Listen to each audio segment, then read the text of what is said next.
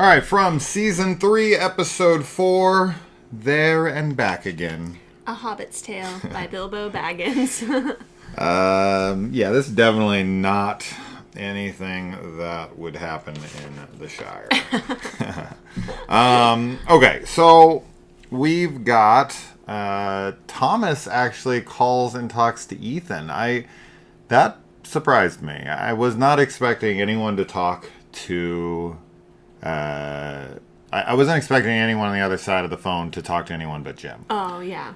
And, you know, like, we had talked about how this reminded me of the phone calls that Rick Grimes was getting in The Walking Dead. Right, yeah. And it was like, yeah, I think he's just either the place is screwing with him. Yeah.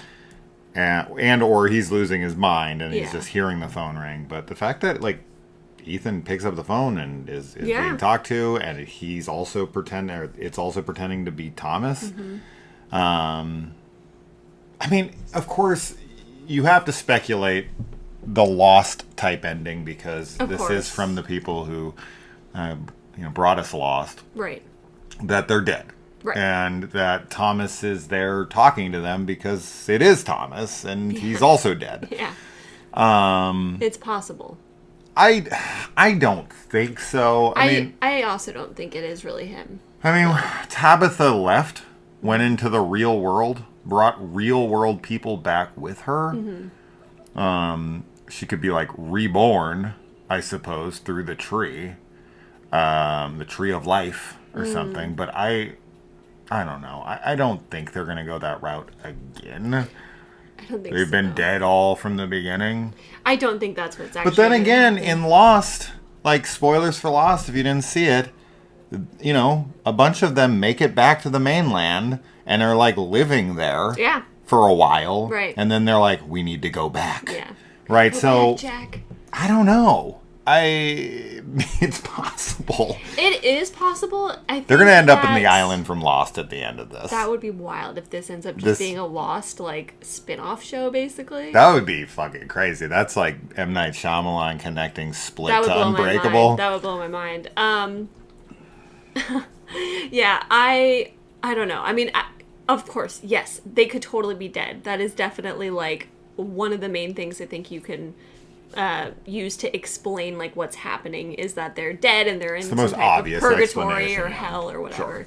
Sure. But yeah, I think I don't think that it's Thomas actually talking to them. I do think that it's probably like the boy in white, or something else that's maybe using Thomas's voice to communicate. Because I don't know if it's good or bad. I do think that there's like some ominous stuff going on with the phone calls, but the one that Ethan receives is just like your mom's coming, like mom's coming back, and she's gonna be in an ambulance, and you have to help her. But saying like not to be afraid and to like help her could also be like a trick to be like go out there and like help her and stuff. But to be fair, so like yes, technically it's helping, but at the same time, it is. It is possible you can also argue, and I think it's a pretty strong argument, that the evil is what is calling to go out there because they don't swarm the ambulance when it rolls up. In fact, they're staying pretty far back from it until like Randall and Boyd show up. Then they swarm it. I mean, they swarmed it a little to get the ambulance, like EMTs, to get them out of the car. Right. But they could have went in and killed Tabitha. They could have killed Victor's dad. They could have killed They could get into the ambulance. There's nothing stopping them. But they're purposely letting Boyd come and get them so that they can take Randall, kill him. Yeah. And, like, leave him on the hood of the car for them all to find. They're trying to turn everyone against each other. They 1,000% are. It's all kind of a big game to them. And they could have picked a better person, because pretty much everyone hates Randall, so I have a feeling people are going to be like, I don't give a fuck. Yeah, I mean, I think that the audience especially is going to just kind of be like, Randall's one of the least likable characters right now. We haven't gotten a lot to really, like, connect with him on, so... It is interesting. Do I think he's going to die? Because, so the episode ends with him being thrown on the car and he's still alive after being, like, mutilated. Yeah. Yeah, I think Boyd's going to go and try and help him. I think his savior complex is going to kick in and he's going to try and go help. Okay, you don't think Randall's going to bleed out. You think he's going to survive. I think that Boyd is going to try and help him. I don't know if he's going to live or not. Yeah. Because they've already kind of messed with... I don't know. I think it is an attempt to mess with Boyd even more, to be honest. But, yeah, they've definitely targeted him. Yes. Yeah. I think he's like kind of the strongest character really right now. He's in that leadership position that we've talked about, and like everybody is looking to him for, you know, some type of direction ultimately. And if they take him away, it's like, you know, yeah, somebody will ultimately fill that void, but like who else would be a really good leader? Like we don't have a ton of options. I mean, you have Donna, but she's not really capable of doing it for everybody. No. You have Jim, but Jim's also like not really. He's more just kind of concerned with his family. Kenny would try to step into Kenny the would role. be the next one, and he wouldn't be respected as much, I think. Like, Boyd's kind of the perfect person to be in that position, so it's like, yeah, I don't know. But this, I know you had a lot of issue this episode with Tabitha not, like, trying harder to get them to turn to go to town, essentially, to, like, not, like, drive away. Part of me just feels like she's... I mean, I still am that way, but, like, part of me is just writing it off as, like, she's defeated. That's and what I it's like, thought, too. I just need to get back, and the tree was going to take her back anyway. Yeah. I think... So, ultimately, I think when she went to the tree... But then it's like, if she goes to the tree and she just comes back, what has she solved? What exactly is she bringing back information of other than, you know, hey, I went up into a lighthouse and got pushed out a window and then I was back in the real world. Everyone wanted to try to go up to the lighthouse and try to find it. Like, yeah, you bring back some information, but unless you have, like, a path in and out, you haven't really achieved much of anything. Yeah. Now, will this give everyone in the town a whole new set of hope, or, like, you know, sense of hope? Yes. Of course, someone was out. There will be people who are like, I don't believe it. Yeah. But she came back with 4 new people. Yeah. And an ambulance. Mm-hmm. She couldn't have been hiding any of those things anywhere. No. The only thing I could see them thinking is that, like, an ambulance was rolling into town, but there's 2 people still alive who will be like, no, she was in the regular real world with us. Yeah. So she'll have people to vouch for her story because Victor's father did not die. Yeah. You know, he seems to be fine. I don't understand how that's possible. I don't know if he's fine. He seems messed up still, but he isn't dead yet. The person who got messed up is the girl who got shot and bled to death. Yes, and that's definitely the big drama, I feel, for this episode, because the police officer that's with them, you know, she goes outside and sees a monster and panics like anybody would, because it's like, what is that thing? So she starts shooting at him because they all start coming towards her. Of course. What else would you do? You would be shooting them. And then one of her bullets, like a stray bullet, hits the... I don't remember her name, but it's the one character that was like banging on the bathroom door when Fatima was like in the bathroom for so long. And yeah, she gets shot, and They wrote her name down somewhere. I know. I was like, I thought it started with a T, but maybe I'm wrong. I thought I did. It doesn't. Oh, Nikki. Nikki. Oh. So, yeah, I mean, anytime this show has a character that has like a super small subplot, just to focus some attention on some random new character that we've really never seen before, and we're going to focus on them over like some petty little thing, you know they're dead. Yeah. You know they're going to die, because this is a writer's way of like killing off a character you recognize, but not anyone who matters. Right? So it's kind of just, it's like a cop-out. It's like instead of killing an established character, they establish a minor character for like an episode or two and give her like a moment where it's like, hey, Fatima, get the fuck out of the bathroom. And then you know, 2 episodes later, you're like, hey, that's the bathroom chick. And then she's dead. Yeah. Right? So it's like, it's supposed to have some kind of a recognition thing, but it's like a cop-out, as I said, because it's like, they're not killing Kenny or Jim or, you know, anybody obvious, like big. They're creating a small subplot character to kill off for us to go, not her. Even though when they introduced her in a way that made a lot of people be like, fuck this girl. Even though I was in the defense of her and more being in like, you're in a house with 100 people and you are taking up the one bathroom they have up there for an hour. And then when she's like, come on, I gotta go, like multiple times, and you're just being like, yeah, whatever, hold on. It's like, no, She had every right to be pissed at her for taking over that bathroom for so fucking long. So, it sucks. Justice that she for dies. Nikki. Yeah, they try to dig the bullet out of her and they get it out. But as you had said when we were watching this, like she's has some type of internal bleeding. Yeah. Which unfortunately you need surgery to fix, and they do not have the equipment for that kind of stuff there. No. So she dies. We also need to talk about the birds. So, a bird flies in through the window. Kaylee spotted that Elgin is wearing like a black crow on his t-shirt. Yeah. He's the one that's having like visions and whatnot.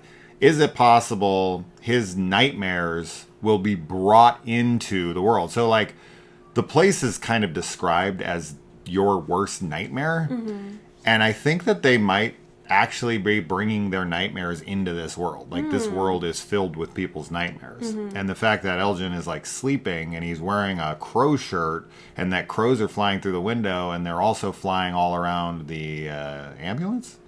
It's the ambulance that pushes them back into town because the EMTs and the police officer is like, all right, we got to go. All these birds are swarming us, so we got to get out of here. Very Resident Evil.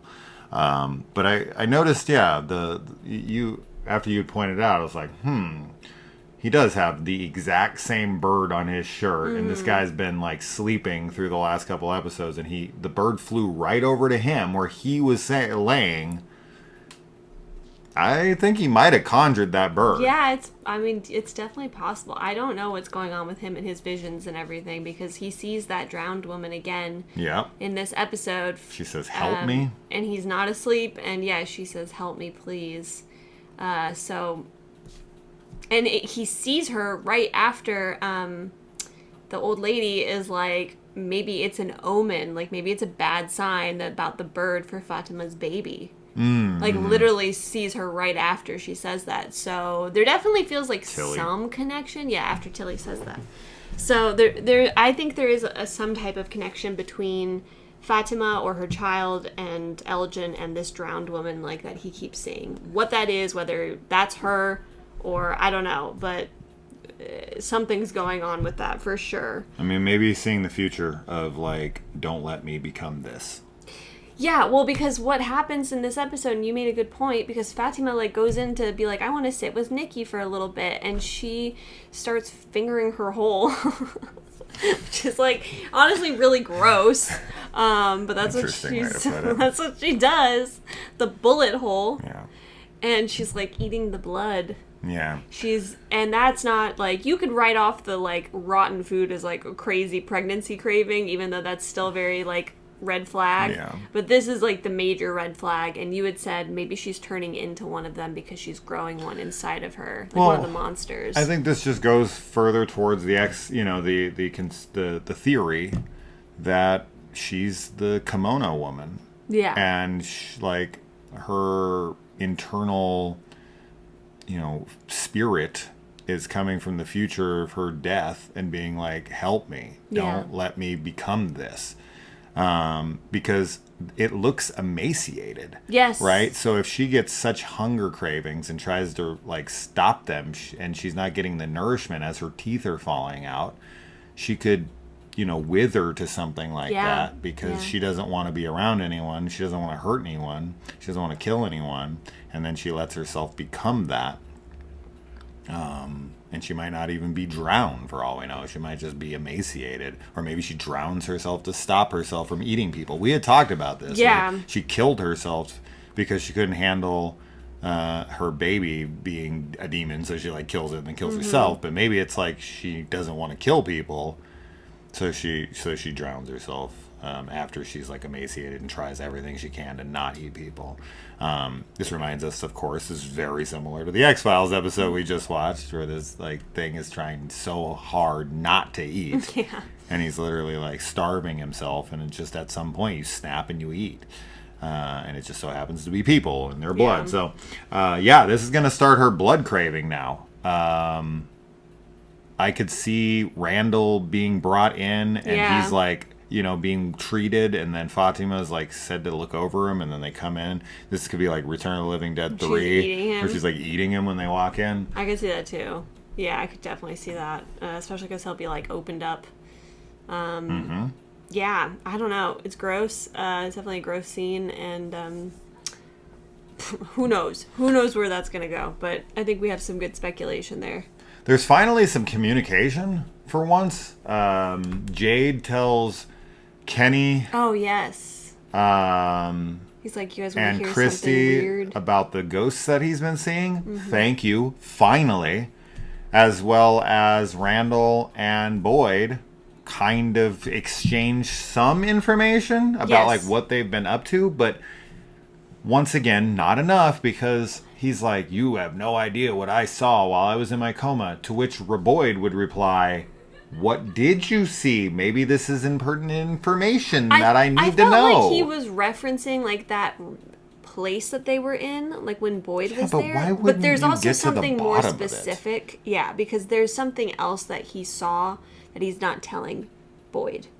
And I do like that we find out that the monsters have like routines that they follow. Yeah. That's super important. And again, yeah, like this is where the communication, like if they had just been talking about it from the beginning, you can trap. like, oh, okay, well, they actually don't come until this time and they go here and here first. Yeah, so right. like as long as we know. You can put a trap right wherever that thing Exactly. is. Yeah. If somebody sits on a bench, right, you rig the bench. As soon as they sit on it, Yeah. it captures them. So if he knows their routine, absolutely. That's the biggest thing that you need to know how to capture something. Yeah. So at least they got a little info across to each other. Yeah, it's not something they do very well. No, definitely not. I know that's a big criticism people have of the show too. I don't blame them, but Yeah. I think the whole point of the show is supposed to be that everyone is very guarded and that they're like divided and they don't share communication with each other, which is dumb for sure, but Definitely people are dumb. Have you not turned on like the internet lately? Turned on the internet. Yeah, turned it on. Have you not? I was gonna say the TV, Yeah. but I'm like, nah, it's more on the internet. But if you Even TV the too, TV too. TV too. You watch the news? Have you watched anything on the internet? Like 75% of the stuff I see is people just being as dumb as fucking hell. So I don't know, anyway. And then, so we got Victor. He's hanging out with Sarah, who is the scariest person in town. I know. Victor like insults her. Oh my God. Like a few times, and they're like not intentionally, really. It's so funny. But there's one where he's like, except I didn't murder them. yeah. That He's like, my shit mom was- and my sister are dead, but I didn't murder them. That was brutal. And she's just like looking at him like, Yeah. and then he calls her the scariest person in town, and she's just like, So funny. It's very funny That because he got me has pretty like good. no. Yeah, I'm very, very curious about his meeting with his father and how that's gonna go.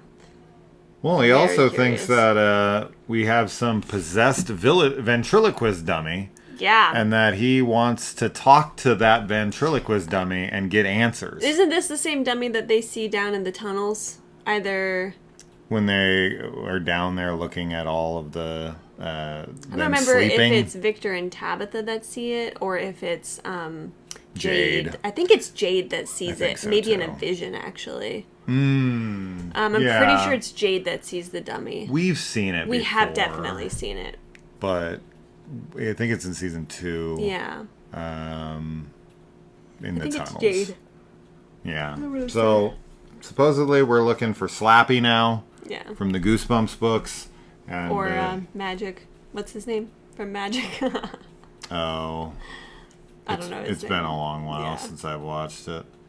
I feel like if I took a minute, but we don't have a minute, so I'll spare you. And then, yeah, Randall's bait, and that's how we leave off the episode. So Yeah. I feel like a lot happens. Yeah, Like, this is a lot. packed episode. And then we don't get a lot. I mean, we kind of already talked about it, but like Jade opens up to Kenny, and but like otherwise we don't get a lot of stuff over there. Most of it's in town, obviously, right now. 'Cause Yeah, everyone thought that Christy was finished. They Oh, were like, really? they're gonna get her killed, and it doesn't seem like that. so far she's not dead. So far she's alive. She could still die. Everybody could still definitely die. Nah. So, but I don't- probably not her. I don't think so. they blew. It sucks that they lost those 2 paramedics. Yes. They really could have used them. Yeah. So that was a shame. And then we got a new cop. So I guess technically she could be an authority figure. She doesn't know what's going on. Not yet, but she could. And as of right now, she's like freaking out, which everybody is the first night, of course, because you're like, what the Well, sure, but she's like, she's a trained police officer. Yeah. Right? So she'd be better than most. You're right. It's true. She's trained in like de-escalation and I don't know. She's definitely scared out of her mind and rightfully so. And Boyd coming at her hard. Oof. He's just mad. It's pretty rough, dude. Yeah, it is rough. But that's that. Anything more on this one? No, I think that's everything. All right, so until next week, we will see you in the comments. All right, adios. Bye.